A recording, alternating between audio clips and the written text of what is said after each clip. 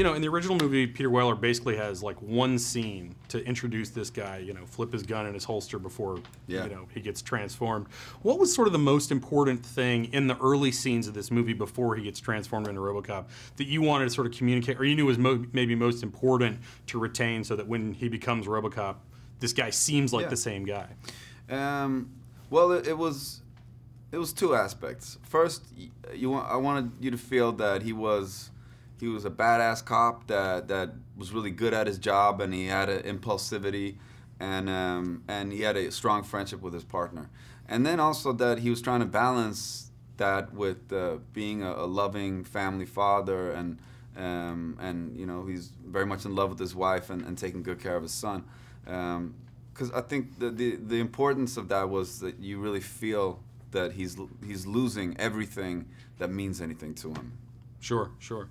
One of the things I think is really interesting about the movie is how when they introduce this universe and the fact that they're creating a RoboCop is he's already outdated technology. They are literally, you know, the character says like we're taking a step backwards to integrate a human into this.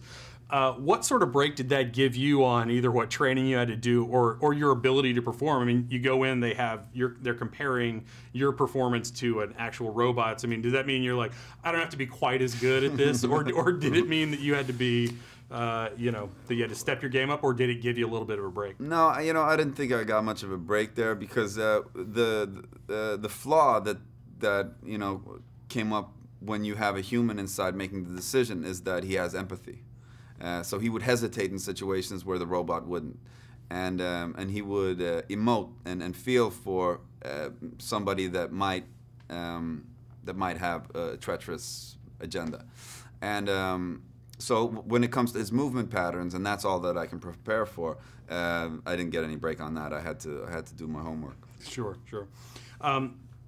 You know, the humor of the first film is kind of very muted in this. And was there something from the first film that before you sort of maybe you read the whole script or just loving the original movie that you were like, I can't wait to see how they sort of reinvent this for the new one, or that you were maybe excited to get to bring your own interpretation to? Well, I was really hesitant about that because I was such a big fan of the original movie, and I felt like if we kept too much of, you know, like the catchphrases and try to reenact the tone of Verhoeven's film, I feel like that is a violation. And I think that movie has to be itself. And if you try to copy the tone of the original film, then you shouldn't do a remake. And that's why I was hesitant at first when my agents told me that they were doing a remake of RoboCop. I said that I'm not interested. I'll see it in the movies maybe, but it's not right for me. But then when I heard that it was Jose Padilla that was going to direct it, it's such a strong director that has such a point of view, and he has a very specific tone in his films. So I knew he'd make something, you know, of his own with this. And then when I sat down with him and he told me of the story that he wanted to tell using the concept of RoboCop, I mean, it blew me away. And so in some early script stages, there were more of all these phrases, you know, that I loved from the original.